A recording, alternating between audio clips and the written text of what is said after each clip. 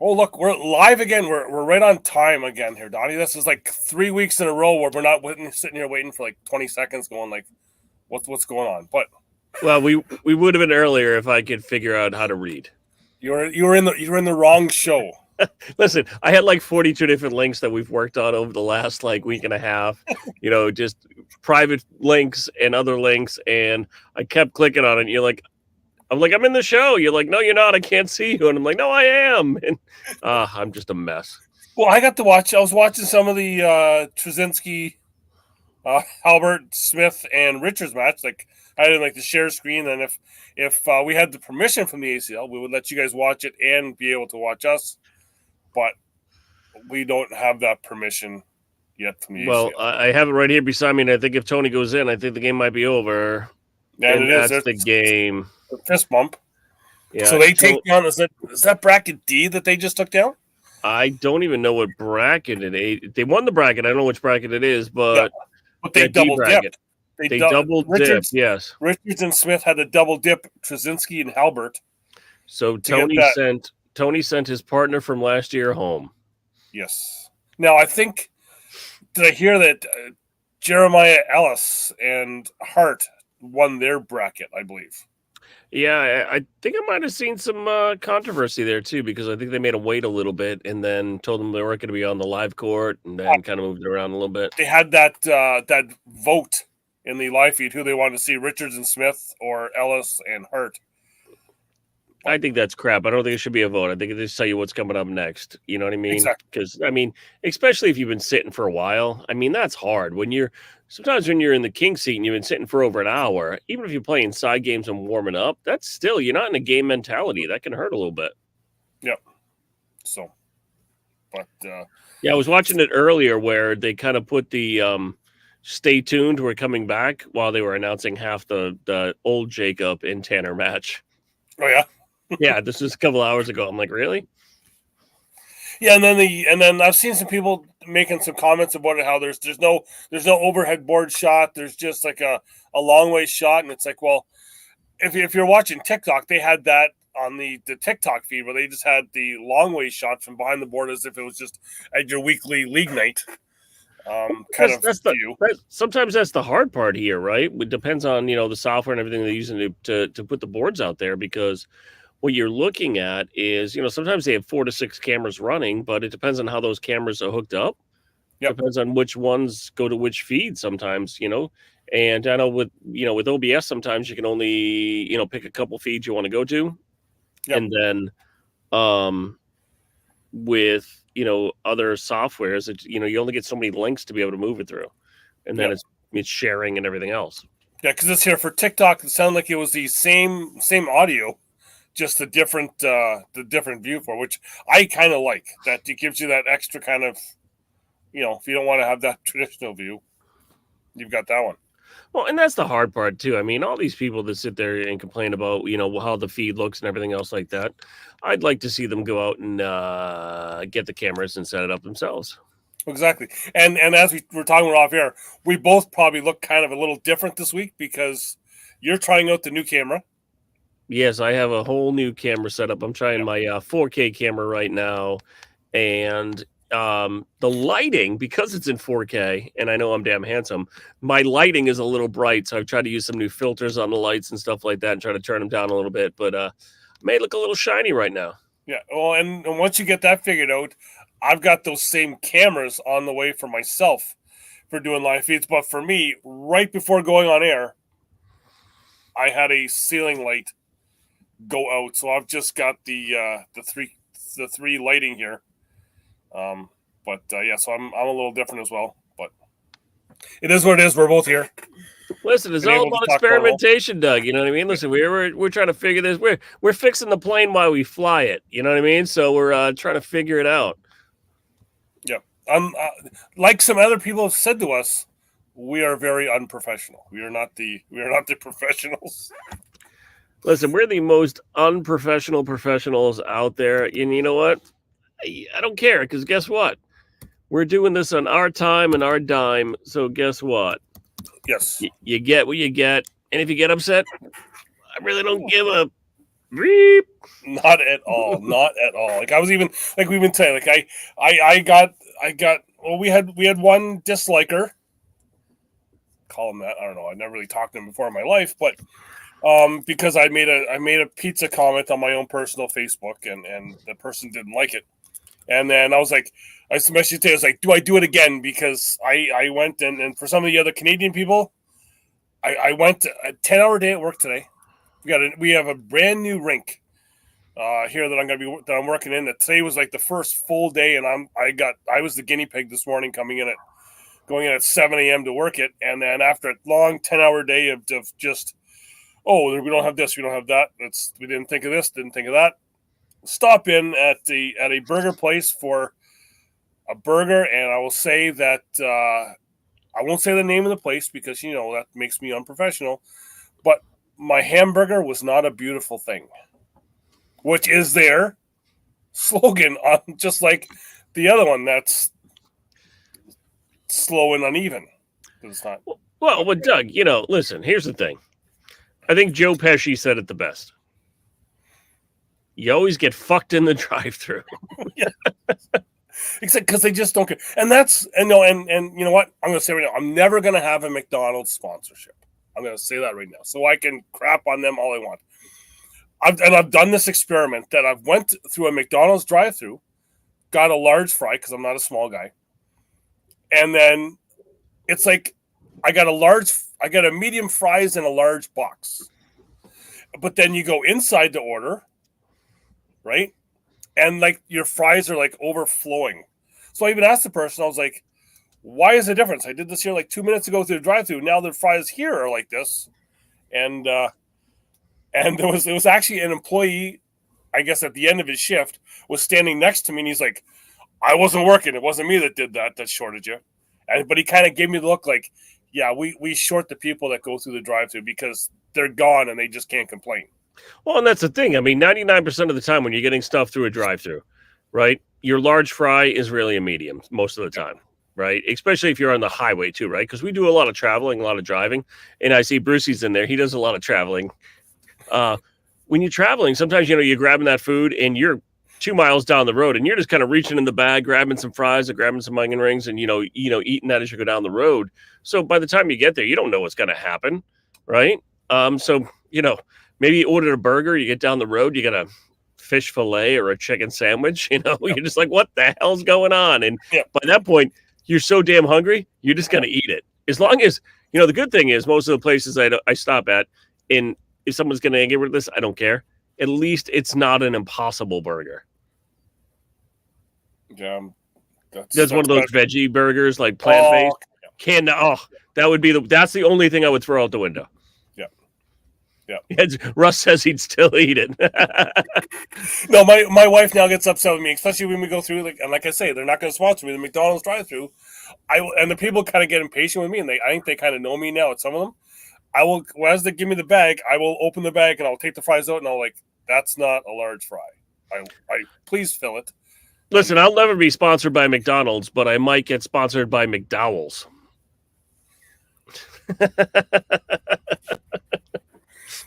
But yes. So we're not the Golden Arches, we're the Golden Arcs. Yeah. So Russ, there, I'll ask you this right off the bat, because Russ is in Dundas, plays near Hamilton, and he has some of the Hamilton Tiger Cats that go to his league night in Dundas. So I have to ask you, who do you have in the Grey Cup? The Grey Cup. Who's playing in that? You've got no idea. You've got no idea. No idea. Is that something you guys do in Canada? We got the Blue Bombers against the Alouettes. So I think I know which one you're going to go with. Well, there's really only one team I ever really followed, I think, in that league, and I think that was the Argonauts, right? It was Toronto, yeah. Yep, that's where my best friend from my home state played, right?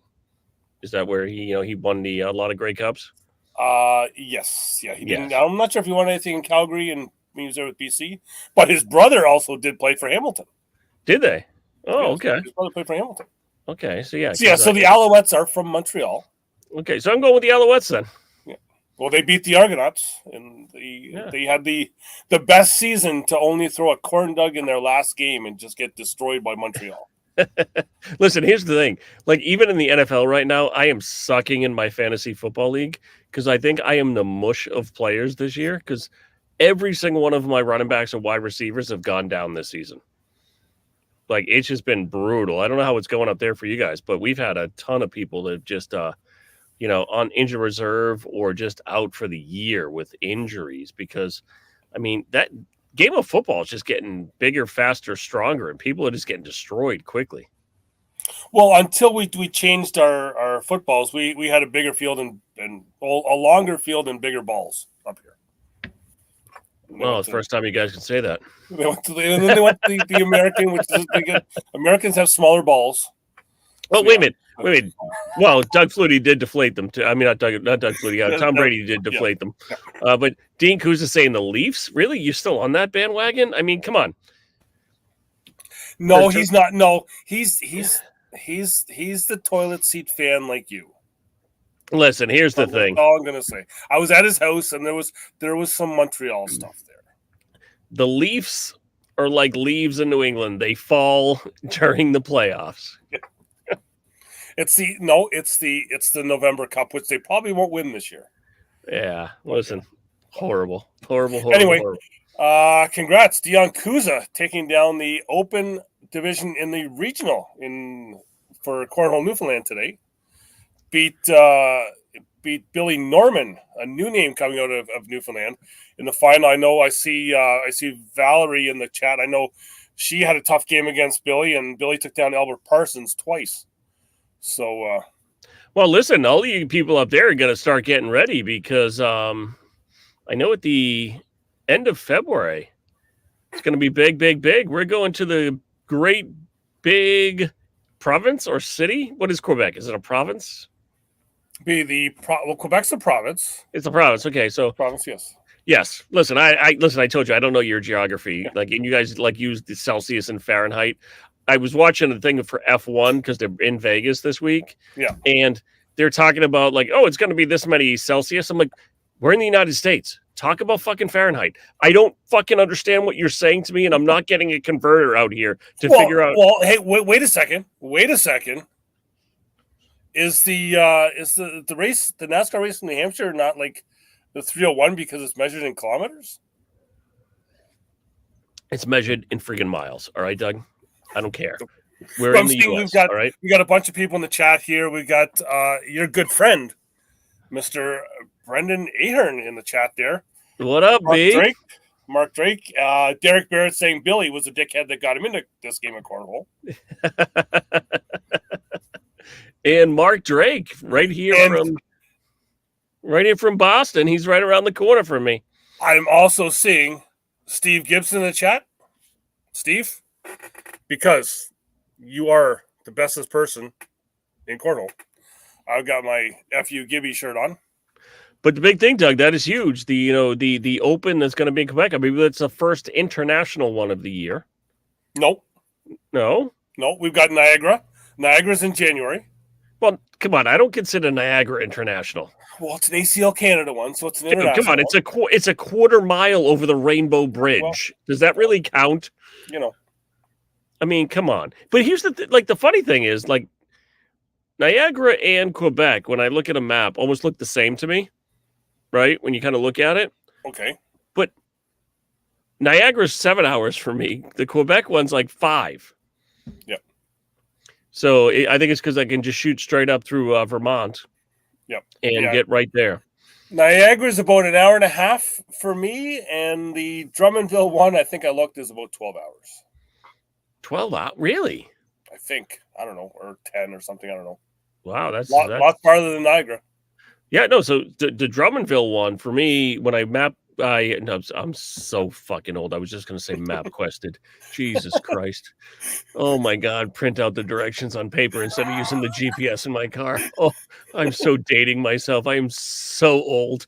But I put it into the old Google Maps, and Drummondville, I believe, is like 520 for me. And I think the last time me and my wife went up to Niagara, well, I think it was like 7, just because we got to cut through most of New York and kind of come towards, the Toronto area. Yep. To cut over, because I think we used to go the same way when we were going to Toronto to see my wife's friends, and I think from like Niagara to there was like, I think it took us like 8 or 9 hours from home, so that's probably about right.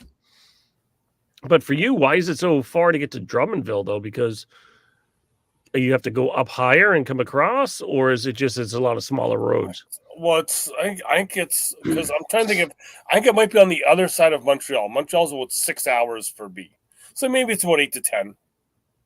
Steve says map says 7 hours, and he only lives about 5 minutes from me. So, all right, well, I trust Steve's math more than yours.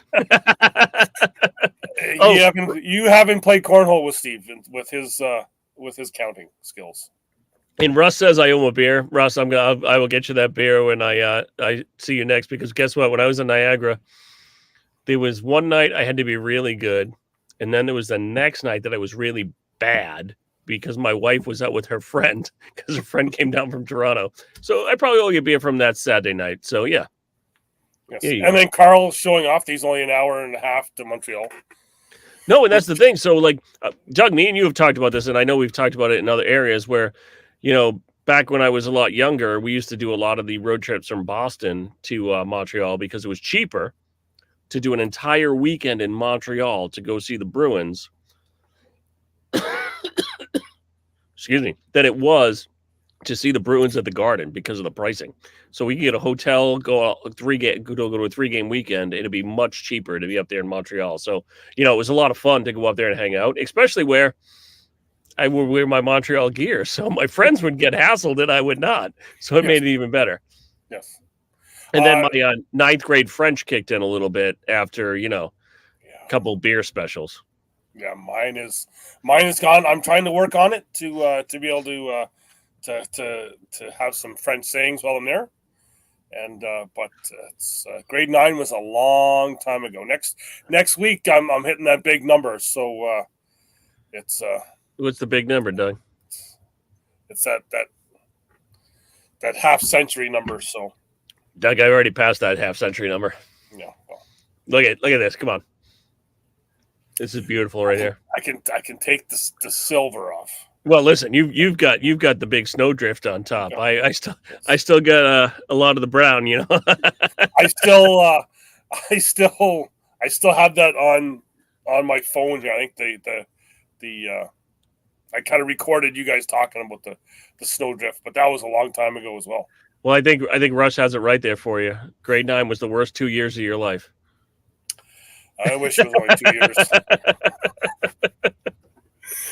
Mark Drake, shut up, you damn Bruins fan. 5-1 Bruins. Cut that crap out. But Steve, I think I may be going to that. I'm not sure yet. Still waiting to see if I will be getting the time off work for Niagara yet, because I didn't, like, I know some of you guys last week were saying that I knew about all the stuff, but I didn't know until the dates and stuff were coming out. So I'm still. Well, here's the one thing, Doug. Now I know when I have to be there. I do not know what is going on. Well, that's the problem too, Doug. Is a lot of everybody, like, sometimes we'll get tentative dates, right? Sometimes we'll get the penciled in dates, and people are like, "Oh, this is when it's going to be." It's like, yeah, I can't tell you why I might have got penciled in dates just to kind of figure out a scheduling thing, but I can't really, or you can't say anything until like it comes out publicly, right? Yeah. So we can kind of talk about it on the side, but we don't know what's going on until it's actually announced by the 3-letter organization. JF Ott, what's happening, my friend? Yes, I did grow the Santa beard. It's getting a little chilly here in New England, so I had to go a little festive. And yeah, I do have to give a shout out. I'm seeing in the YouTube chat here is Charles the 75N, which is Charles. Donnie almost joined you tonight. You guys are probably going live in that other chat. Donnie was sitting in the waiting room of that other chat from that other the Canucks with Guitars show, which is not a cornhole show. So Charles, shout out to Charles, and I'm guessing that Trev is in there and Ben doing their Saturday night just talking guitars and carpet guitars. Listen, it's amazing. If you want to learn some amazing information, I learned so much about guitars in the last month by going on all these different feeds. I'll never be able to play a guitar. Listen, I couldn't carry a tune in a bucket. But just watching some of these videos, I actually went back and watched the video of the guitar he was showing us, which is the weird body, like 80s metal guitar. Yep. With the bright colors on it. I was watching that video. It's amazing. I mean, if you want to see a true artist, go over to YouTube and here's follow Charles. There's his handle on YouTube, the Charles 75N. He does some amazing stuff with guitars, and then he also goes on a show with my cousin. So that'd be Ben Coombs on Facebook. It was the Warlock. That's what the style, the Warlock. I mean, that thing's amazing. It's already an iconic guitar to begin with, but then putting the crazy, fabric and everything on there, and the sanding, and just him explaining the work that goes into it. I'm amazed. The way he was talking about the way he did, because for anyone who doesn't know, Charles does. Well, most people don't know. Charles puts like a fabric top on all of his guitars. So he takes the wood of the guitar, puts a fabric on top, and then he turns it almost. The way he was describing that, the way he does it was like he puts the coating on it, and then he sands it down. Then another layer of coating, and it's almost like you're making a cornhole board. Yeah, like he's talking about it like me drinking a beer. Like, I mean, geez, I'm just like, yeah, I know how to do that. And it was just amazing to watch, and like him showing us like just some of the stuff he's been working on. If you want to see a true artist, honestly, go over, subscribe to Charles 75N. It's amazing all the work he does with guitars to really make them way better than they were originally, because he's taken some pretty ugly things and making them better. And hey, and the other reason why to like Charles, in his younger days, he did work for Crown Royal. So I know that he's gonna love that I just did that, because I bring that up every once in a while. Dude, he's gonna hate you. I can see he's just kind of doing one of these right now. When I brought that up, it was like a record scratch when I brought that up when we were all talking to each other. It just stopped. The talking stopped. He said he knew that was coming. But no, he's a great guy. Honestly, check it out on the YouTube. It's amazing. And there's a lot of great content out there. So you know what? It's not just us, but I encourage everybody this week to go find something new on YouTube. Go find something new, something weird. Go subscribe to somebody out there. And, listen, I'm never going to play guitar, like I said. I'm not into pedals. I'm not into amps. I think they're all amazing and great. And that's why I love, listening to, Charles and Ben and all those other guys, because they're so passionate about it. I love the way all that stuff looks. Yeah. And to me, like, we talked the other night, it's like some of that stuff to me would be wall art, but these guys all want to play it. But I look at it as kind of beautiful. Like a Marshall stack is just gorgeous. Well, and I know we're kind of way off cornhole here, but I sit and I watch my cousin Ben show all the time, and the way I see them all talking about guitars is just it's like everyone just in cornhole talking about bags. Dude, it's completely nerdy about bags. Like, because they were asking us about bags. So like, what does that mean? What did you just say to me? and even just to give cousin Ben a plug as well too. If you go onto his thing, you check out Charles Green. He's done about 5 or 6 shows. He's been like a regular now. Charles was the looked after the back door at the Whiskey on the Sunset Strip in the early 80s. So you want to talk about stories? This guy does like 3-hour shows with Ben, and he talks about if you're into kind of metal stuff. He was great friends, hung out with Motley Crue in their early days. He was there the night that Quiet Riot was formed, where they kind of stole members from other bands as they were about to go on stage, and just some other stuff. He's got some John Belushi stories that he was talking with John the unfortunate night that he passed. And so he's got some great stories. But like you said, YouTube is like full of stuff. When you go down a rabbit hole of other stuff, it just gets crazy. Dude, I've had some like 3 a.m. nights where I just don't even realize what time it is sitting down here, in kind of the studio, just kind of going through. You click on one video and it brings you to another video and it links to a different video. I mean, it's just so cool. It's great to kind of go and kind of hang out there and learn some stuff from some different people. And Doug, we should do a YouTube America's tour. I think I should get the motorcycle with the sidecar. I'll drive. You sit in the sidecar. We'll hook up the cameras and the microphones, and we'll do a U.S. tour on a motorcycle with sidecar. I'll have to do the sidecar thing. Yeah, you'll be in the sidecar. I'll drive the bike. Don't worry, I got you. It looks like they are in the Final Four now down in Memphis, and I see we got a possible upset happening here that you may think is an upset, which I think both of us would know this could be happening. But Ryan Hart, Jeremiah Ellis up 8-0 against Mark Richards and Tony Smith. But here's the thing: that's really not an upset for somebody that doesn't watch the game a lot. Yeah. They would think that's an upset, but Jeremiah Ellis is a killer. He really is somebody that really can he can throw the bags, and him getting with Ryan Hart, who Ryan Hart last year I believe was with local. Because he's from that Ohio area. Yeah. Them two can really sling it, and they have great chemistry because they play a lot together.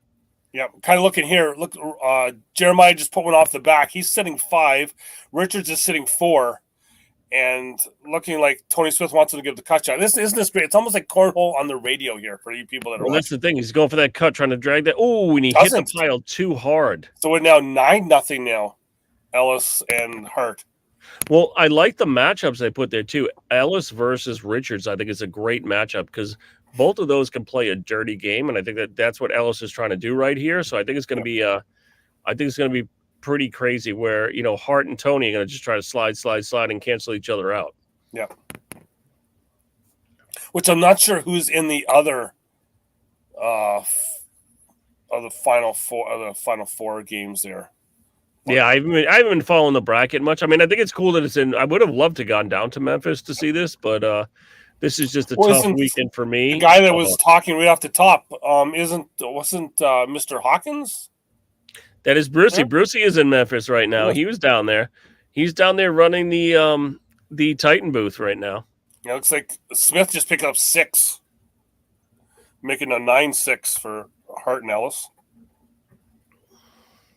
And I think they were having a problem with the ACL scoreboard too, so they're manually entering it here instead of going right off of the tablets. But I think it's pretty cool. And Kyle, I think you're right. Ellis is going to be a problem for a lot of people this year because he does have a full arsenal of shots. I mean, he can play pretty much any game against any player that he wants to play.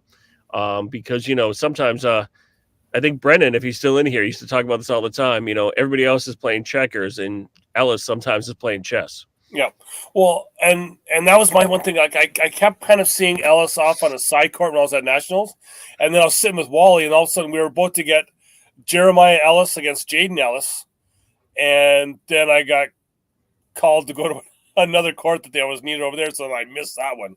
But then another guy that I've seen that went a long way is Dawson Cummings. I got to watch a lot of his games, and he's one I think that if he can get into the pro ranks as well, I think he can be a problem with some people as well. Well, the last time I got to hang out with Jason Ellis, him and the whole family were down at Local Living. The last time it happened 2 years ago, and Ellis and his buddies maybe had imbibed in a lot of libations, and at 4 a.m. when I was sleeping, my camper started rocking because him and his friends were on the bumper, on the ladder, and on the roof, rocking the entire RV and giggling. And I'm like, listen, guys, I'm trying to fucking sleep. I'm going to kill you all. Get out of here. But yeah, he kind of got paid back that night. I'll tell a little story. He forgot the rain fly tarp for your tents, the one that goes over the top. Yeah. He forgot that, and I don't think the wife and kids were too happy with him because it rained that night, and the entire tent got soaked. Yeah. So he was not in a good mood because he was in trouble. But that's what happens when you wake me up at 4 a.m. I did not steal the fly. Yeah, one of the last times I was in a tent before we got the camper down in Darlington. So it's kind of at a race. We had the fly on the tent. We just forgot to close the door, and so I kind of woke up early. My buddy, that went down. He stayed in the tent. He woke up in a swimming pool. I was in his van, and yeah. So. Well, Kylan, I think you're exactly right. I mean, what you have to hope for when you're going up against somebody, that has every shot and is kind of on a heater, you just got to keep throwing it down the middle and hope for them to make a mistake. You know what I mean? Because you just got to minimize, or you have to be the one that's only giving up 1 or 2 points and hope the other side's going to pick up the points for you. I mean, that's, some days you're the bridge, some days you're the levee, and you just got to wait. You just got to hope your partner picks it up for you. Yep. But Niagara is going to be pretty big. It's going to be back in the same center. I think so. Because honestly, all I've really seen is just that it's the weekend. It is the 28th, 28th to 31st. Yeah, I think so. Yeah, something like that. That's the weekend after I get back because I'm in Iowa that weekend before at Triple Crown. Yeah, I'm supposed to be in Buffalo the weekend before that for hockey. Okay, for my son, but yeah, so it's there, and I know that. So I know it's there, and I know it's in Niagara Falls. I know that weekend in Niagara Falls. Where I'm going to be staying, if I'm going to be there or anything else, I have no clue. So last time when we were together the first time in Niagara Falls, I made a mistake and I researched the wrong Days Inn. Yeah, and I think I was 2 miles further. I was 2 miles further than you were. I think I stayed in that other Days Inn, and you probably stayed in the better one. That's all I'll say. I don't. Well, you were closer to the venue. Yes, but the one I was in was a little more sketchy. Oh no, the one I think Russ was even. It was a hotel that Russ recommended to me, and I think I opened up the window to look out at the view, and it was a derelict parking garage that was half demolished. Well, Doug, when I checked into the Days Inn that I was at, they gave me chalk to outline myself before the police showed up. I mean, that's how. I mean, I was almost by border control by the time I got to my hotel room. I mean, Jesus, stumbling back one night, I'm walking and walking and walking and walking, and like I left the venue because I think I said goodbye to you at about like 10:30, and then like halfway back, my friggin' watch said, "Hey, you've completed your steps for the day." I'm like, Jesus Christ, I'm not even close to the hotel room yet. Yeah, and it's January in Niagara, and it's a little cold. Well, no, it was crisp. It was nice. It was beautiful weather. And I mean, and you could see the falls, and it was gorgeous. It was just, I mean, and it kind of goes downhill a little bit. So after you've had a couple beers, you kind of. So you were okay. Yeah, so you were on Clifton Hill then. Yeah, we were. I was all the way down. So I had to kind of walk down all the way down to where, what is that, Margaritaville? And then turn to the right and go down that street another, 6 to 8 blocks. So I was pretty far down. Yeah, you're a little past the casino. So that's kind of with that Margaritaville. I could see that from the nicer hotel that the ACL gave me. Well, that's where I found Trey Rido's doppelganger at that Margaritaville. Yes. Remember the picture I sent you? It was Trey Rido with colored hair. Yes, and as Russ said, that was April. Now we're going to be in January. Yeah, January's going to be a little colder. Yes, that was April, and it was still pretty crisp.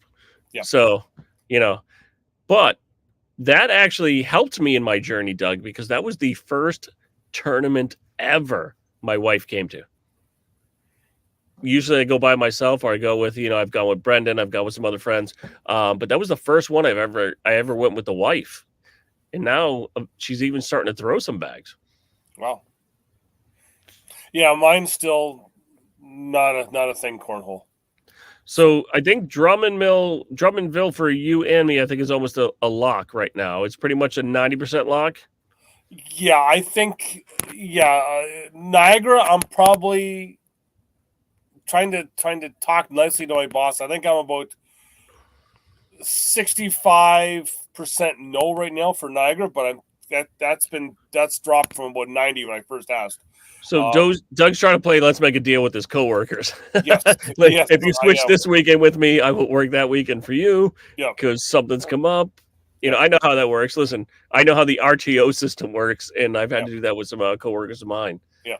And Uh, so in Drummondville, the hard thing is, like I said off the top, we've opened up a new facility here now, so we're um, you get double the duty. my coworkers have never worked in a big facility like this before. We're coming from where I live in Waterloo. I work outside in a small town, and so we've got all of our arenas here are bigger venues. So I've worked in a bigger venue before, so I'm kind of like whatever, we're gonna work, and it's So you said you got hi Miss Candy, but you say you get there at 7 o'clock, right? So what goes into opening up a rink, right? When you say you're opening it up, the ice is already frozen, right?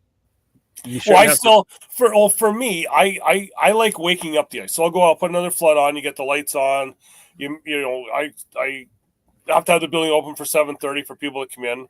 Do you go And shake this the ice? so this in this facility I'm in today, right? Like it was last night was the first time we had people in it, and I wasn't working. So I'm like fresh going in, going like, where is everything?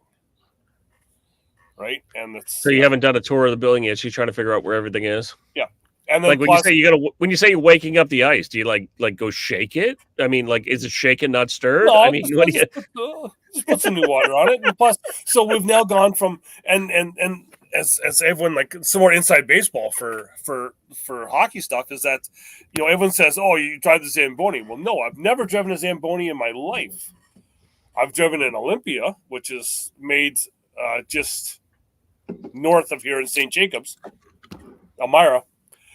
We've now got an Engo machine, which is made in Italy, and it is totally different than anything I've ever driven before. It's actually so on our Olympias, we have a laser level, which allows me when I'm driving now that I don't even have to think. All I have to do is turn the wheel, turn the water on, turn the wheel. It does everything for me. This new machine out of Italy, this brand new machine, is all old school. I have to manually blade up and down. I don't know how thick the ice is underneath me that I'm working with. So yeah, Wait a it's minute, not fun. don't you guys get your permit to drive a Zamboni before a car in Canada? I mean, isn't that like a rite of passage? No, actually, I tell you the truth. Your employer requires you to have a driver's license, but you do not need a driver's license to drive an ice servicer in Canada. It's considered a tractor, so I could drive it down the street and have no issues. Wait a minute, come on. Doesn't everybody in Canada have one of those license plate frames that says my other car is a Zamboni? I don't. You come on. I I'm gonna have don't. to find one on the internet and bring you up one. I don't. And I like to refer to it as a Lamborghini. It's. But That then is and that's the other thing that we were making fun of at work this past week because we've now got this new Engo machine, right? So everyone's still calling it the Zamboni, and I don't know if you remember back the 2010 Olympics in Vancouver, their ice resurfacer that they were using broke down and like destroyed the speed skating oval for a little bit. And they kept saying it was the Zamboni broke down. This Zamboni did this, Zamboni did that. And then finally, Zamboni went and sent out a press release to the media saying, please stop calling it a Zamboni. It is not our machine. It was actually an Olympia resurfacer from local here that was the one that broke down. So they actually brought in a Zamboni from one of the from Calgary, I think. So it's that whole, like it's we got the Ford, Chevrolet, everything else, and then right. So well, and as Kyle Hill said, there Tony and Mark came back for the win. Looks like 21-15. So they are now playing Tony Smith and Mark Richards. No. They're now playing Logan Chamberlain and who's Logan paired with again? Another one of the Texas guys, I believe. who do we got going here? Give me 1 second. I'm trying to pull it up right Yeah, now. it's Logan Chamberlain and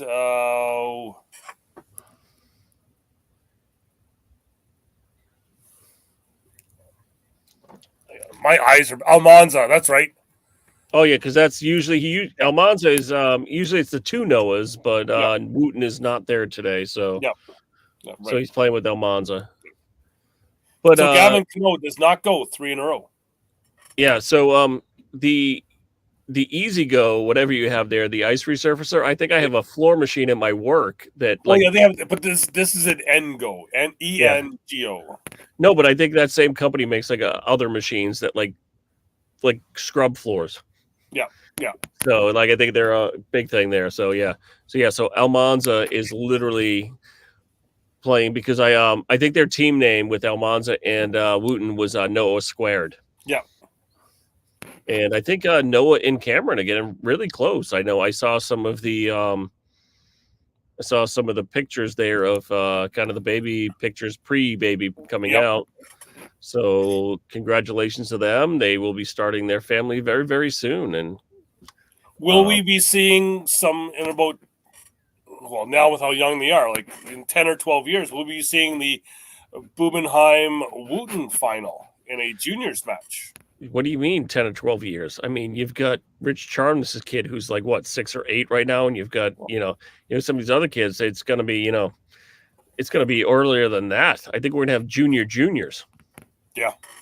I think I got no idea why Logan and Justin are playing it, because I know JBJ was playing with one of the other Texas guys. Well, I think right now though, with the way kindergartens are getting so competitive, where you need to get into a much better school to help your kids now. Yeah. I mean, are we going to have like the kid? Subway sponsors the college series. Are we going to have like the Gerber kindergarten series? I mean, seriously.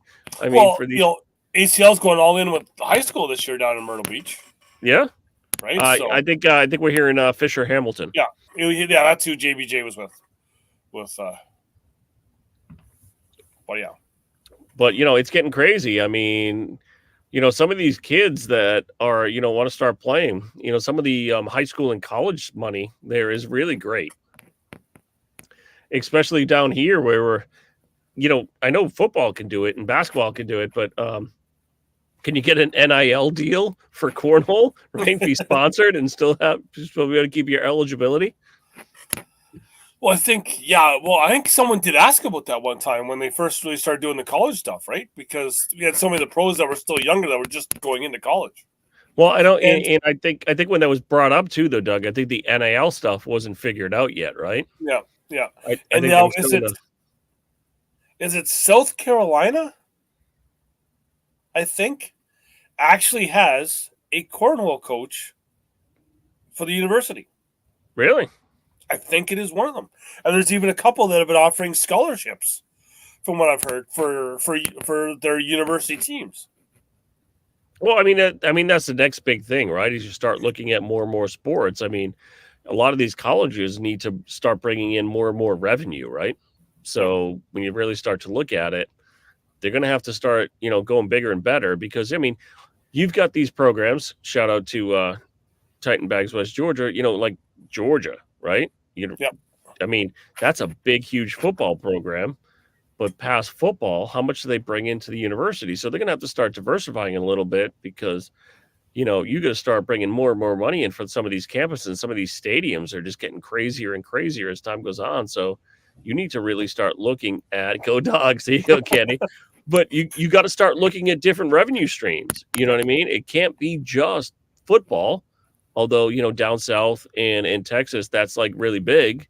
Up where you are, hockey kind of drives some of that the sports and revenue, but you've got to really look at diversifying some of these schools to get some of the better players and getting your name out there as a university and really growing it. Which, and really credit to I have to give credit to ACL for hooking up with the ESPN Game Day for college game day, with bringing all that stuff there with our friend Sean Latham. Who? Yeah, that guy. Doing some stuff, and even Jake Brennan involved with that as well, right? And they bring in different pros to be involved in that game day stuff, and I think that was a smart move on the ACL's part to team up with that. Well, you have to, though, right? We're in a world right now of 24/7 marketing, right? And we've talked about this with pros. We'll talk a little bit about it with the ACL right now, but you're constantly marketing your name, your sponsors, everything else like that, plus the organization itself, right? The organization requires some of the pros to do some of this stuff. I mean, they get paid to do it, yes, but it's kind of part of that contract where they bring you out. But to be on, Good Morning America, to be on game day, I mean, that's pretty huge bringing it into Cornhole. Because if you look around that parking lot, I don't care where you are, there's people in Detroit in the middle of friggin' February freezing to death, still playing Cornhole in the parking lot, like diehard, hammered, cooking brats and other crap and still friggin' playing Cornhole. You got to get it out there, and you got to get these people to play, because I'll still say 90% of all Cornhole players are still backyard players. Yeah, there's still, like, we've got tons of people that are still coming out to league night here that are still like, we just found out about this. Like my partner I had that we finished second this past week in the C bracket, because I only have a 5 PPR. He happened to be at the Moose Lodge that we play at about a month ago, and he was like, "What are you guys playing?" Can I ask you a question? Well, we'll get to that. But at the Moose Lodge in Canada, yeah. Is there an actual moose? Because I mean, seriously, I think I sent you a picture one time. I didn't mean to be sending a picture of it. I took a selfie, and I happened to be sitting perfectly right underneath the moose antlers. But actually, there is a giant moose head in the hall, because one of our players, she will remain nameless, Annette, talked about when she was in high school, they actually stole the moose head one night. Listen, here's the thing: Moose Lodges in Canada, it's not even a fake moose head. No, it's not. It's real. No, it's like those old Tom and Jerry cartoons where the friggin' moose puts his head in there for a little while so he can warm up. Yeah. And you guys get to play Cornhole, and then the moose backs out and another one comes in. I know how it works in Canada. Don't worry. I figured it out. I've seen it. Yeah, so this guy I was playing with this week, this is like he's seen it. He's like, "Oh, I'm going to try it out." So he's went. I was his partner, I think, one of his second week out, and we went one and done in the bracket, which was fine. Like, because really, when I go to league night, I don't care if I win. Like, I had one other new guy this week he was like, I've never played bags at this distance before, and I was like, you know what? I don't care. He's like, I'm going to suck. I was like, I don't care. Doesn't matter. It doesn't matter to me. As long as you're having fun, that's all that matters, right? So we got destroyed. It was fine. So I now get this older gentleman in the bracket portion, and we get to talking, because I had heard him talking with one other guy who was saying he was from the East Coast. I said, "Where in the East Coast?" He said he was from Cape Breton, same as my family, and got to talking, and he lived kind of right near where my father grew up. And then he says something to me. He says, "You know the Montreal Canadiens?" I was like, "Yeah." He goes, "You know that guy Mike McPhee?" And I was like, "Yeah." He goes, "That's my cousin." And I was like, "I can't talk to you anymore." Right?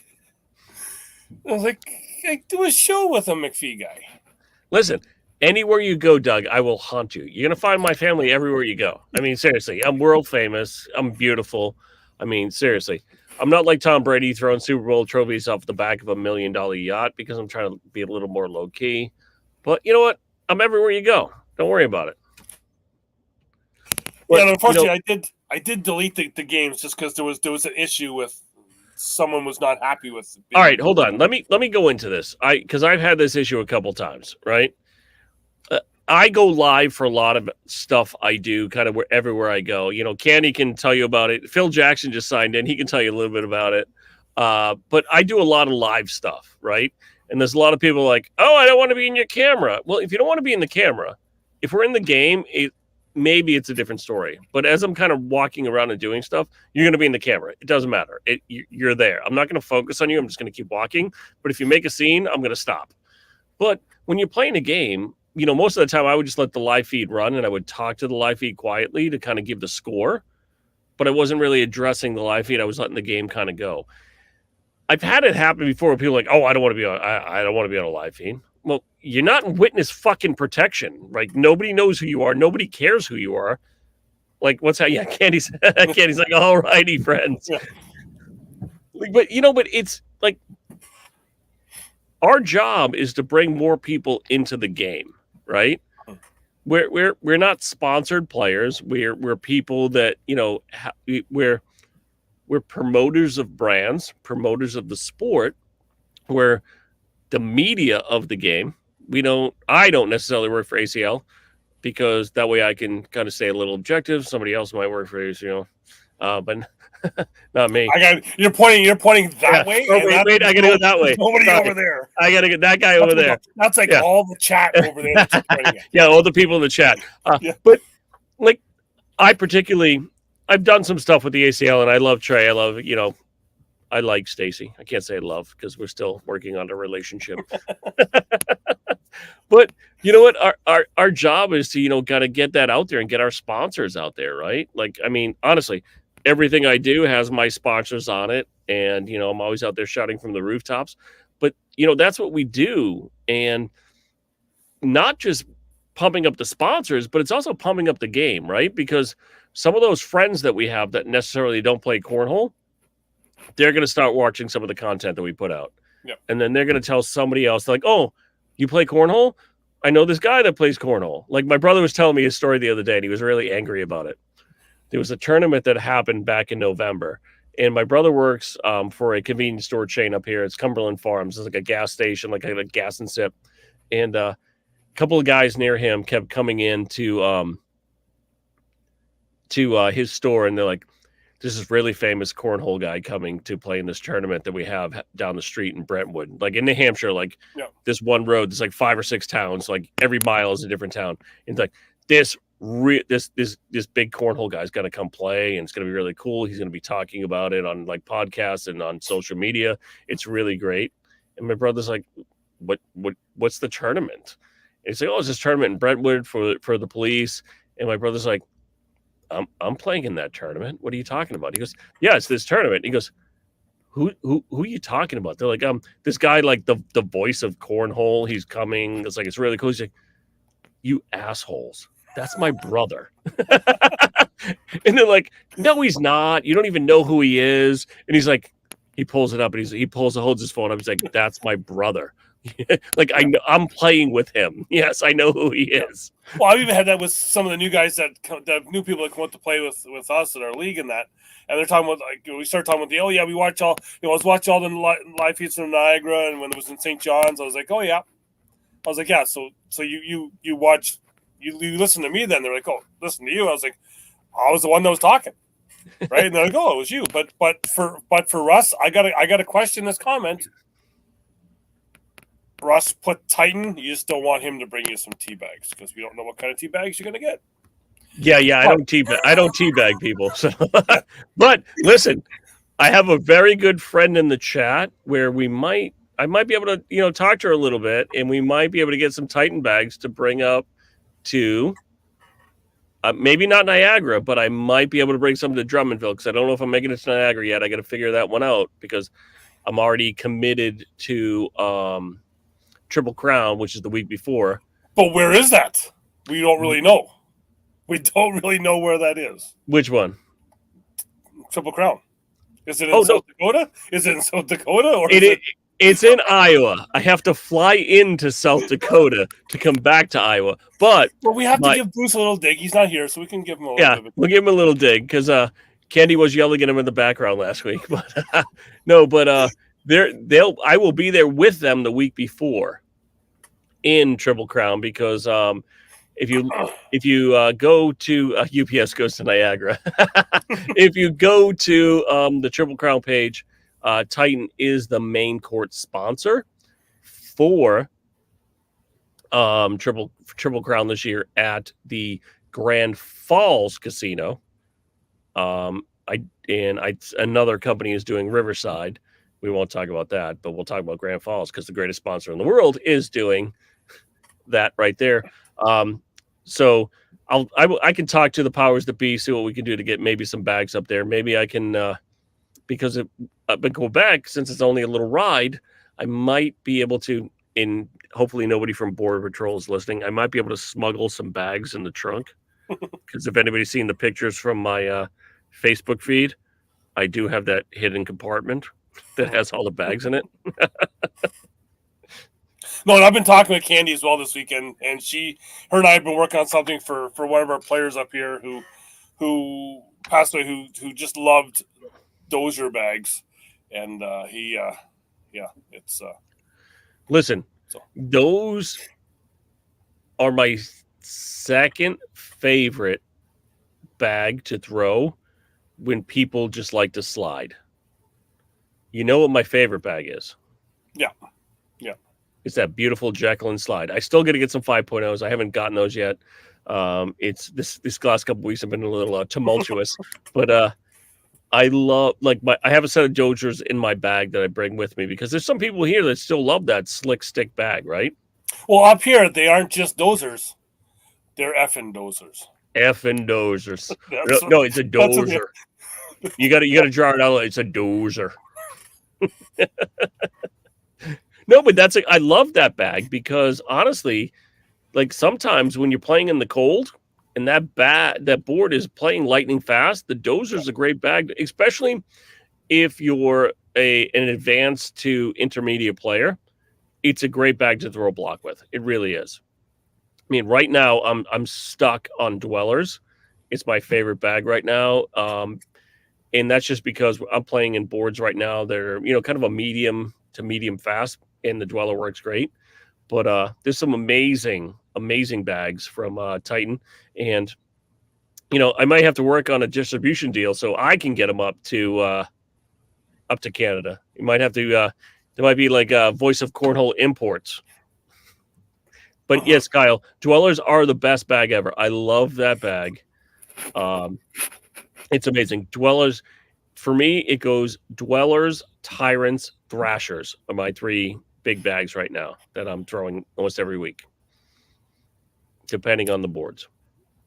For me, it's just any bag anyone has, just because I'm just waiting for that message, phone call, whatever, from anyone. Yeah, anyone out there. You waiting for that call back? Yeah.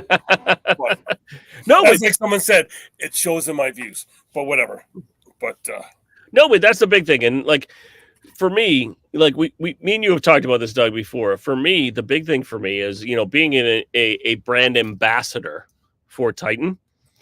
I carry a backpack, and I know Titan makes a backpack, but they don't make a backpack that works for bags for me. And sorry, Candy and B. But I use the Burley Bags backpack because it holds almost 8 to 10 sets because I've stretched it out a little bit. And I bring almost the whole lineup of, Titan bags with me. And I know you bring a lot with you, where Kyle, I do have Venoms in there. I have Devastators in there. I have Dwellers in there. I have Dwellers in there. Jacqueline Slides in there. My favorite bag in the whole wide world. I carry your mini Jacqueline Slides. They're not the best looking bag. Oh my God, my mini Jacqueline Slides are the greatest damn bags in the whole wide world. They're not only beautiful, they were designed with love. They were. They were designed with love. Maybe some laughter. Listen, but that's the great thing. I mean, here's the thing. If you find a company you love and you support that company, stay with that company, because that's the thing. Like I found a company that, I love and they love me. They accept me for who I am, even with my Pizza Dan pizza box shirt. I think we should. I'm going to look at some. I'm just going to interrupt you for some. I'm looking at the live feed here, and there is nobody, absolutely nobody in Memphis right now watching. I just lost name, Chamberlain and who's he playing with? Well, they're signing off right now. Well, yeah, they 21-2. They beat Richards and and Smith. Wow. But there's nobody at all watching it there. Like, stands were empty. Like, that's my most frustrating thing. Well, but that's the hard part. I mean, when you go to an open, right? Opens are hard because a lot of opens right now are just a lot of the pro players, right? There's Yep. not a lot of other people showing up at some of these, especially where most of these have been back to back to back to back, right? Because here's the thing: you're in Memphis this week. You know where I was last week? I was in Tiverton, Rhode Island, which was another open, right, back to back. If you're not a sponsored player, you can't afford to do them. You have to pick and choose. Well, and everything's on the East Coast right now. And that's the other thing, right? Like we talked about it. This is the value part of the season. So when do we get to the Midwest? When do we get out to the West Coast? And that's going to make it a little crazy too, because here's the thing. If you're the ACL and you throw a bunch of West Coast stuff mid to end of season, you're now interrupting the international season. Yeah. Because they've announced Rome. Yeah. And they've announced other couple countries, right? I mean, here's the thing. If I'm going to Rome to play, I want to be there a day or two beforehand. And then I want to stay a couple days after, because after the tournament's over, I want to be able to like kind of sightsee, right? I'm not flying into Rome to throw for 3 days and then fly home. Yeah. It's not Toledo, right? I mean, come on. It's just not going to happen. I mean, I want to be out there. I want to hang out. I've nothing bad about Toledo. I've been to Toledo. I don't want to go back. Yeah. I got no idea how you can have some 25-cent movie theaters on every corner. But Doug, you were in the wrong movie theater. Those are the ones with the coin slots where I didn't go in. I just drove by. We were driving by. We were in search of a golden corral that took us off the interstate way too soon. Yeah, we call those a peep show around here. Yes, I was peeping my way straight ahead. Eyes forward. Yes. No, but I mean that's the thing. Like when you start cramming some of these in between some of the other opens, it's going to make it tougher. And I know you're going to have some pros that are going to go out there, but they're going to have to pick and choose what they play around it, right? Yep. Here's the thing. You may get some of the pros from the first half of the season that have already qualified for certain things to go, right? Because now I don't have to worry about that late season open because I've already got my points and I'm okay. Yep. So I can burn a week to go out there. But if some of these pros have day jobs, do they have the time left by that point? Yep. Right? Can I make it to someplace else with the time I have left at work without getting fired or written up? Well, and that's the thing. Like I've talked to Ryan Smith about it, and he's on Fridays of tournaments between games. He's not throwing on boards. He's doing work. He's on his laptop doing work. Well, but that actually works though, right? So if you can work remotely, it's actually better for some of these players, right? But if you have a job where you're a laborer or you actually have to physically show up at a building, like I physically have to show up at a building, right? I physically have to show up at a fruit stand on a Friday. Yeah. Like for me, I would have to take that as a requested day off or a vacation day, right? Yeah. So for me, that's harder. If I was a remote worker, seriously, I just buy the RV and travel the country and just get a internet connection and sign on for a couple hours a day and I'd be good. But a lot of people can't do that, right? Because I mean, you physically have to show up to a location. So it makes it harder. Well, and let's just not talk about work. Let's talk about family as well too in there, because I was talking with one former pro now that's he was saying that like going to you go to leave for a tournament on a Thursday because it's Friday because he wasn't going to be one of those ones getting a late flight in, so he'd be leaving on the Thursday at the tournament Friday, Saturday, Sunday, getting home late Sunday night, very early Monday morning, then going to work, working a double shift Monday, Tuesday, Wednesday, right, to be able to take, or then maybe a half day Thursday, and then his boss lets him go off for the weekend to go to another tournament. Then he comes home and he's doing the same thing again. So he's getting like no sleep on the Sunday, Monday night, going to work, working a double shift. When do you have family time in there as well? Well, and that's the hard part too, right? Like for you, I taught my kids very early, you don't want to play sports, right? You don't want to play any of this hockey or baseball crap because it will take too much time away from daddy. No, but my kids never got into sports. My son loves computers and he loves kind of doing some other stuff. He doesn't like to, play sports. My daughter is a cheerleader, so that's a little bit different. We got some competition stuff, and other than that, but it makes it harder when your kids are doing stuff. Like your son is playing on a travel hockey team, right? Yep. And he's probably playing maybe one or two in-house leagues at the same time, right? So he's playing on two teams this year. Yeah, and so makes it harder. I'm coaching the one, and it's so it's a badly coached team, and it takes time. Well, well, no, and that's the thing. So the other thing is in coaching that there, because the way this team is, I have to set up the games for it, and so I've got one team could only come on December 10th. So I've now booked a game for this December 10th. I'm at a conference tournament that weekend. Well, but so I'm not going to be at that game to coach that game because I'm going to be calling a singles conference championship at the same time. But the hard part for you too, though, is being a coach. You're also part of kind of the league, right? The league that they're in. Yep. So, you have to be talking to the people that run the league and you're going to be coordinating and stuff. So it's not just about, the practices and coaching the games. There's so much more that goes into that, right? You're coordinating players. Little Jimmy has got another brother that plays on a different team. So, somebody has to pick up little Jimmy to get him to the bus or however we're going to get him there. Yeah. There's so much more, there's a whole chat that goes on to make this stuff happen. So it's not just, a 4 or 5 hour thing. Yeah. It's literally another full-time job. So you have 3 full-time jobs. You're the coach of the team. Yeah. You've got your family, and then you've got your real job. And it just makes it that much harder, right? Yeah.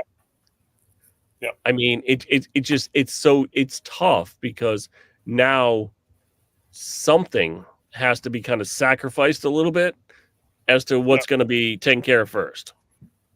Yeah, Russ, you can coach that because I know that you will not be playing in the finals of the conference event.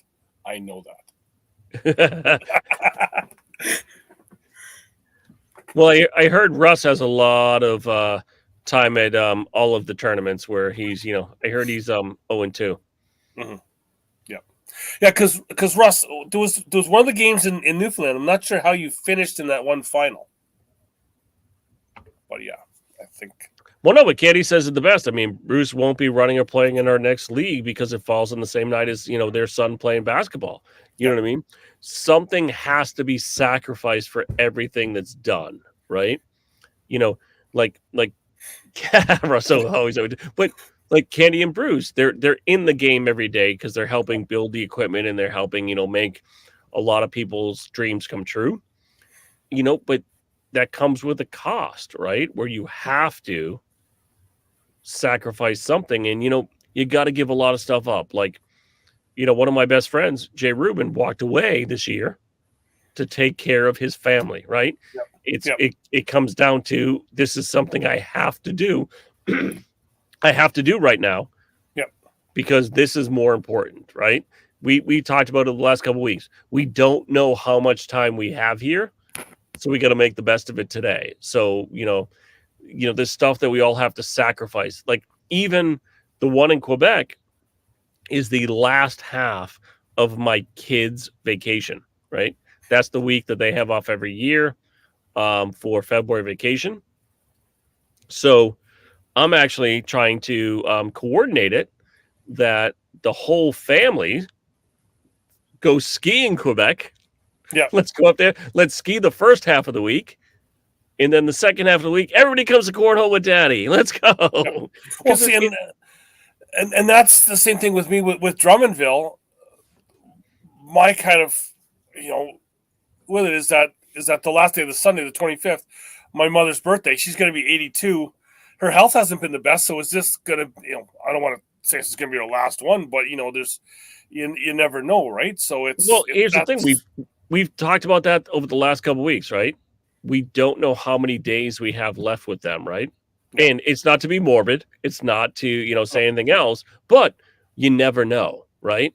We've had a lot of friends this year in cornhole in our personal lives that tomorrow wasn't promised, right? So what do you sacrifice? What do you give up, right? Do you celebrate with her early to be there and say, hey, congratulations? Or do you sacrifice what you're trying to do and trying to build, right? And that's a decision each one of us has to make personally, right? Because, I mean, over the last month, I've rethought a lot of my priorities. And I'm like, some stuff's going to just not get done because I have to do this, right? Yep. Like for my daughter, I missed 2 conferences because she was supposed to be in a chairing tournament, but she hates her coach, and she said her coach is a B word because they didn't go to those tournaments. But I took that time off to be there. Like we have to make those sacrifices because you know what? I would rather, Candy says it, family first. I want to make those memories. You know what I mean? And I want to make the memories with everybody that's here and supporting us, but I also want to make the memories with my family at the same time. Well, and that's even with the show. Like I've talked with you a bunch of times where I've thought, what is this the end of the show? Is do I want to keep going forward with this here? Because it's been I don't know when we did that 3rd anniversary show, it was actually the 4th one, but it's going into that this next year, it's like it's been and we've talked about it. I know the King Seat podcast, Brian's going through it now. That he's now doing it the lone wolf. Who? And it's that other guy. And they still do a podcast? Yep. Yeah. Well, because the one other guy had to take some time off, so it's doing it. To do this here podcast stuff it's not just, hey, I'm going to do this here little thing. It's you're setting up time. You're trying to get people to come on and set up things. Like I've got a show. I've been trying to work with one of the people for a month now, but our paths just can't kind of connect. So the show has now become this here live stuff, right? And the regular show is kind of gone. I'm just going to continue on with this here, but it's it comes a time where it's a time just to throw in the towel with this, but it's you love doing it. You don't want to give it up because you're building this brand, you're kind of building this here stuff up, but it's it's taking time away from the family. It's tough. I mean, I know I've talked about this ad nauseum. Doing even us just doing this stupid, like we have no script on these with Saturday. Like we're just like, hey, hit the button, Doug, go live. Yep. And we may have a couple topics that we want to talk about. Or if you realize what happened tonight, we were all over the map because it just goes where it wants to go, right? It's all about the conversation. And the most fun thing for me about these nights is the hang afterwards, right? Yep. And oh, by the way, we don't charge people for the hang afterwards. You can come on. Some other podcasts out of Cleveland make you charge for a hang night. We don't. No. It's just but it's about having fun. This game is a silly beanbag game. Yes. I love it to death, and I love the people that are involved in it, but it's a silly beanbag game. And for me, it's an escape from my day-to-day real life, right? When I was going through the stuff with my dad, anytime I've had a rough time, this game has picked me up because I can just go and throw bags. Yeah. And I know I can lean on the people that are in this chat that I can talk to. I know I can call Candy, I can call Bruce, I can call Brandon Greba, I can call, a million people on my phone is part of this game, and they'll be there to pick me up more than some family members. Yeah. Yeah. And talking with that was one of the things I wanted to announce at the show is that I've been able to get to be able to do stars on Facebook. But I haven't went and set all that stuff up. but I just got the word that because of these here live things, I can now do subscriptions to the show.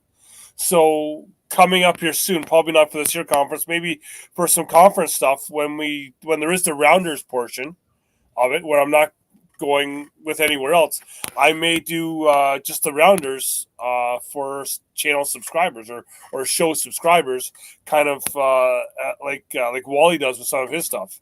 But the other YouTube side, I've still got about 500 subscribers, and if all those other 500 subscribers watch like 10 hours a month, I might be able to hit some kind of monetization with YouTube. You might get to push that button. Yeah, all those likes, and just use there's the if you want to, when you go to sleep, put on YouTube, hit I have you can do where you can watch all the episodes. Just let that run all through the night, and I'll be happy with you. Well, and here's the thing for me, like, I have an amazing life, right? I work for a great company that takes care of me, so that pays my bills. Everything else on top of that is just extra, right? Yeah. My daughter tells my 14-year-old daughter all the time tells me I'm extra, yeah. But Cornhole is extra for me because it gives me a ton of energy, but I can invest time and energy into it without having to put a lot of money into it because I have an amazing life. I get paid well. My job is great. I don't have to worry about that. And I can travel and do everything I want to do because of what I do in my real life. But I continue to do Cornhole because of the people I meet, yeah. Right? Because of the people I run into, right? Like, honestly, there's a reason I drive 23 hours every year through the middle of the night just to get to West Georgia because of the amazing people that are down there. Yep. Doug, I drove 20 hours by myself out to Iowa to play with 319 and Reggie Ricks. Yep. Right. I've driven to Cleveland by myself just to go there for a night, just to hang out. Right. I've driven down I drove down to local just to hang out with Chris Meeks and those guys and, Joe Harsh, because it's amazing people that I get to hang out with, that I get to connect with. And we all come from different walks of life, but we have that same passion, right? And it's the same thing with Cornhole, with NASCAR, with, every other thing that's in my life. It's amazing to do. And it literally is I don't even call them a second family because it's my 1.5 family. Because, I talk to Candy more than I talk to my sister sometimes, right? Because they're just so close and near and dear to my heart. Well, see, and that's thing even with me is some people thought that the stuff I've been going to in the past with any live feed stuff, I was getting paid to do that, but I was actually going any money I was getting was because I was doing something else. The live feeds I did and all that their stuff, and any gear that I bought was all my own. Right, that I wasn't getting paid to do that because I had a comment from someone like, oh, you should be on the live feed because you won't, because that's what you're getting paid for. And I'm like, no, that's not. I'm here, and Russ, I will drive the 45 minutes to see you. It's just it's that 2-lane road that has too many cops on it that I don't want to go. And if I go the other way, I'm going to end up stopping at the casino, and I know that will be bad for me. Well, the thing is, when you start looking at like equipment, right? I'm sort of a gear nerd where like I'll buy one camera and I like it for like 20 minutes and then I have to buy a new camera. And then I like a microphone and I have to buy a new microphone. I have a boneyard behind me of stuff that I just don't use anymore. Like some of the stuff my son uses for his streaming, for video games and stuff like that. But if I look at all the money I put into equipment and just stuff, I am way underwater. I did announce my sponsors for this year, Scoreholio, Titan, West Georgia, but my travel sponsor is also my gear sponsor, Dana McPhee, my wife, my sugar mama. Yeah. She's bought most of this gear because it's all on her credit card and she pays for it. Yeah. Well, we have a joint account, so don't get too upset. I had someone ask me about helping for donate with something. I was like, I have to talk to my financial advisor first. She usually says no. Well, but that's the other tough part. Like, so because I have many relationships, like Titan is my main, that's my main family, which is West Georgia in Scorholio. I do get a lot of messages on the Book of Face about, hey, can you help us out? Can you get us in touch? And I'm like, I can, but at the same time, they're a corporation, right? Yeah. They have a budget to donate, right? So, in the money's not infinite. No. I understand everybody has a million things going on, right? I know, people pass away every day. There's accidents, there's fires, there's world events that happen. Some of these corporations can't donate to every single thing. Yeah. So don't get upset with the organization when they can't do it, because you don't know what they've done. Mm-hmm. Right? And a lot of these companies donate to, your local kids' basketball team or baseball team, or, they're part of the Better Business Bureau in that area, right? Like, I can tell you for sure, I see the post that Brennan puts out all the time where he's inviting the local Chamber of Commerce into the Hideaway all the time to have a meeting, right? Now that venue books out for a couple $100 an hour, you know what I mean? Based on how many lanes you have, because it's a private but open to the public renting type facility. He's taking away space from building boards and bags, right? Where he kind of has to get an ROI back on that space. Yep. And people are like, well, you should just give it to me because it's my kid's birthday. No, like and it's not just him. This is every other place. Like, I know Don out in Colorado, right? Yep. They got to make money back, and they're paying rent, they're paying employees, they're paying benefits, they're paying health insurance. Like, they have to get some money back. And Yep. a lot of times they're giving discounted rates to help people out, but they're the people paying for your kids' Little League. So when you're really thinking about what's going on, take care of the people that you see on the back of your kid's shirt or that you see in the community helping out.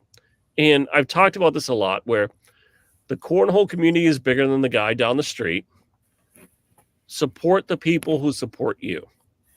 Well, and that's the thing I always see, like, on all of the Facebook groups, for the Cornhole Facebook groups. I was like, I need a discount for this point. I need a discount for this here.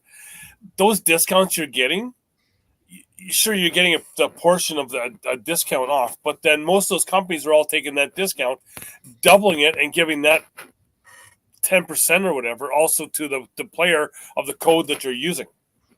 Right? So, well, and that's the thing, though. But with that discount code for players, that also shows that company the ROI, right? Yeah. So let's just say Down and Back gives me $1,000 this year to $1,000. We're going to go American because I don't know Canadian math. That's way too hard for me.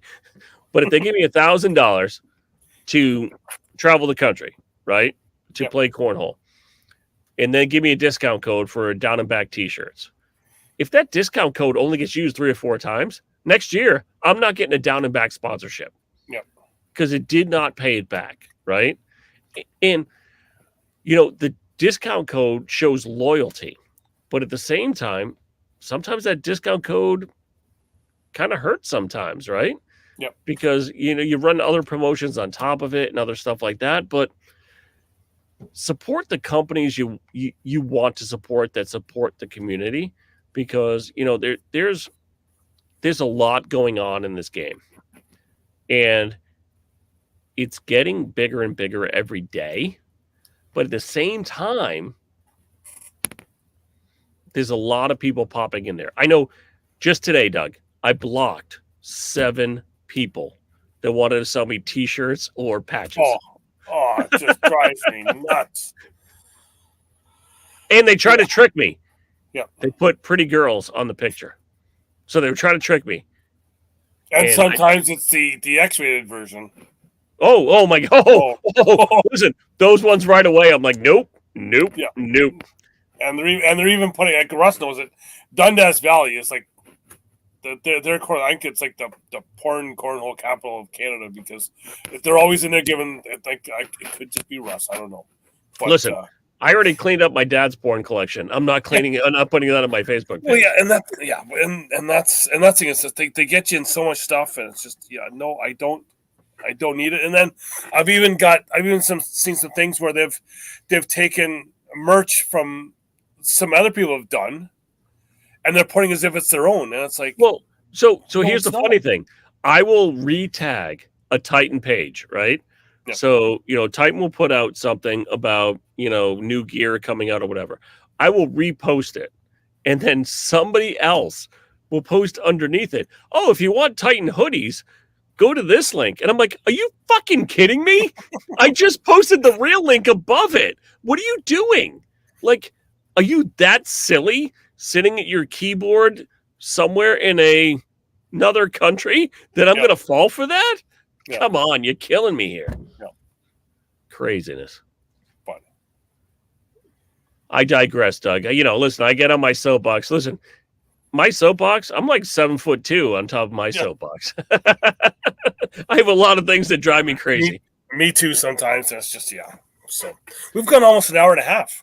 We have. That's pretty amazing. Well, like I said, we started 15 minutes late because you were in the wrong show, the completely wrong show. Listen, this one's completely on me. I will own that. I even sent you a link like 10 minutes early. It's like, okay, well, come in, because I had the split screen showing the cornhole. I was like, you can watch that for like 10 minutes when you go on. I'm like, listen, it's bad when Doug sends me a message. Are you okay? You okay? Like, you're like, yeah, I'm sitting in the waiting room. I'm like, I can see it. You're not there. He's like, no, you're not. No. Like me throwing cornhole bags, you're not even close. I was not, dude. You know what I did tonight? I threw a corn dog. Oh, really? No, because I missed the show. Oh, yes. Okay. I was just happy that I didn't throw any very short bags. I got called for the airmail for the first time in like 3 years while I've been there. League night the other night, and I think I did put one off the rim. I've got it on the Facebook page here.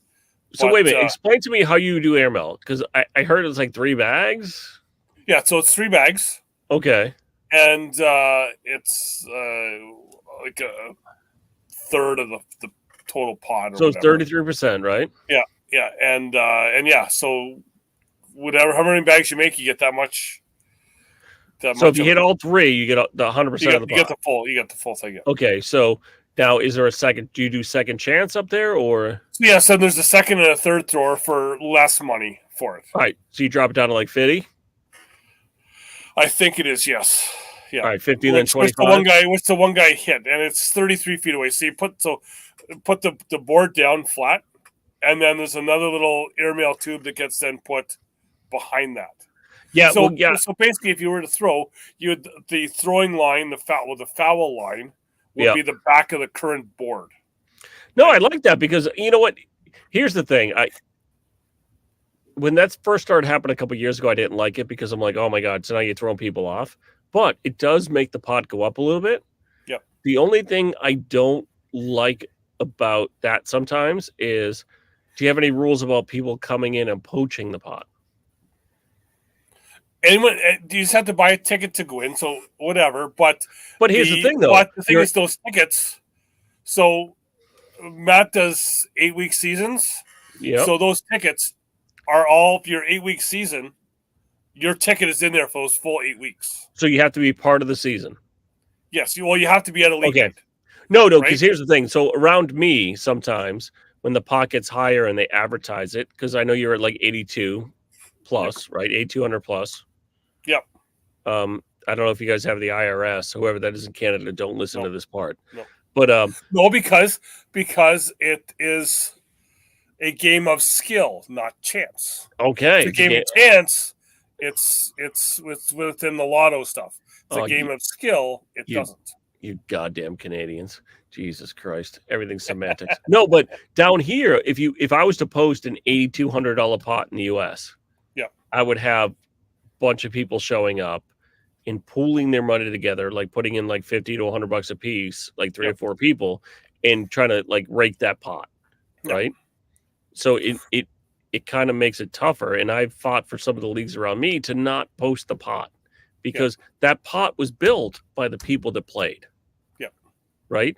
Why should I be able to drive up to you, right? Drive 7 hours north, come and play, and be able to poach your money. So it also goes that tickets are 3 for $5, 6 for 10, 12 for 20. Jesus Christ, is that league run by a carny? Yeah. So $20 is the max you can put in a week. Because we had some people that are going in and putting like $40, $50 to get all the tickets, and all of a sudden it's they're getting pulled all the time. No, but I love that because we have people that are putting in a hundo. Yeah. So this is you're maxed at $20 a week. And wait a minute. So what you're saying is your league sucks pretty bad if it got up that high. Well, it's a fair distance. It's not an airmail box. It's the actual. It's the tube. It's the tube. Right? Yeah. Right. But but it's still $8,200 at $20 a person. That's a long time. Well, and you're throwing 33 feet. Oh wait. Oh, are you trying to protect this league? Listen, Jesus Christ. Not really. But what I laugh is, and I see Trevor in the chat here, is you get so many people that start going and practicing before airmail, and they're throwing at the regular distance on a board, and they're not stepping back to stand behind the board to get that full. Well, that's the hard part. There was one league in Canada, not in Canada. I'm sorry, in California, that at one point they were like 11 grand a bag or something like that a couple years ago, because they were doing, I think, 35 feet or something like that. It was crazy. Yeah. So, I mean, I love when you mix with the distance or you do the tube. Like I know Don out of Colorado Cornhole Connection does the straight tube, but it's a metal pipe. Yep. So it's not like sometimes the plastic will kind of move a little bit. The metal pipe, not forgiving. Yeah. I mean, it is a lot harder. So it does. Listen, I'm never going to apologize to everybody in your league because you're weak. Because it's way too high. Yeah. Well, and the other thing is I remember being down at the headquarters and Lenny down there doing his stuff, and it's whatever is paid in that week for down there. But they've got their airmail tube, and it's just in the center of the room, and there's nothing around it. And if you hit it and it goes a little further, well, then sucks for the next guy because you're throwing a little farther. Well, that's the thing. Like, I love when people don't So here's the one thing I've disliked about airmail across the country, and this includes Canada. I will say airmail in the Americas. Canada, you're still part of the Americas. It's the North American continent. But when somebody, like the old airmail box, when a bag landed on top, there's some leagues that pull that off. Yeah. And I'm sorry, if you landed it on top, my opinion, you have the chance to drag it. Yeah. I'm not running that league, so it's not my call, but I think you should still have a shot at it. Well, and the other thing I laugh at is that if the person throwing, they want it reset every time. Well, put it back to where it's supposed to be.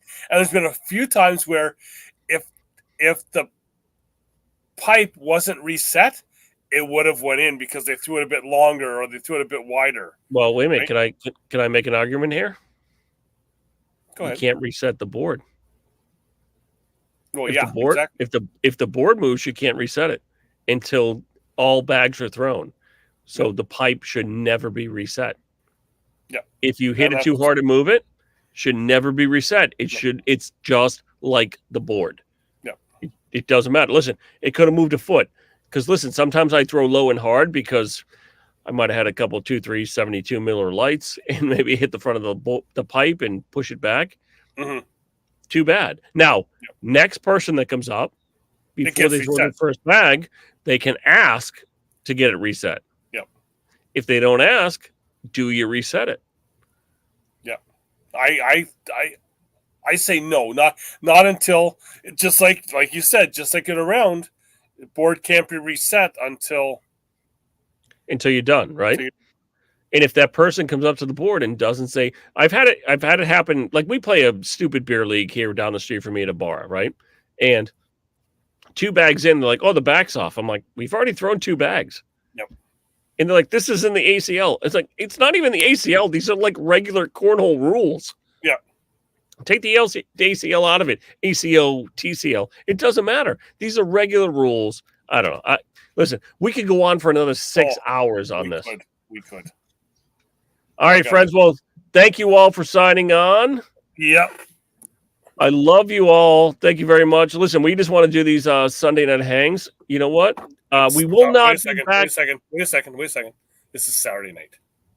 Oh, Saturday. Yeah, fucking Jesus Christ. I'm so. You said Sunday. Yeah, Sunday night. Jesus, damn it. And there's Ted Cody. That B word went and nailed one after I did and took the half the money. Got all right, kids. Well, thank you all for signing on. For any no show next week. No show next week because of American Thanksgiving, and some people have to work. And then the following weekend, I will be live from a hotel in London, Ontario. Maybe throwing bags. We will do a short show. Listen, every time we say we're going to do a short show, we go like way long. Yes. Yeah. It'll be a short after show tonight because I got to work soon. Well, all right, friends. Everybody be safe. We love you all.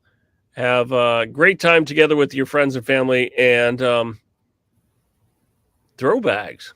Yeah, and make sure like the feed, follow the show on Facebook, then go over to exactly Gibby. F you to you two. You're the man. Although I did have to play him, I wore this shirt and I beat him because it just psyched him right out. Then head over to YouTube, hit the like there, give that a subscribe. Let's get this over. I think I'm trying to get to 550 for subscribers on YouTube, but still.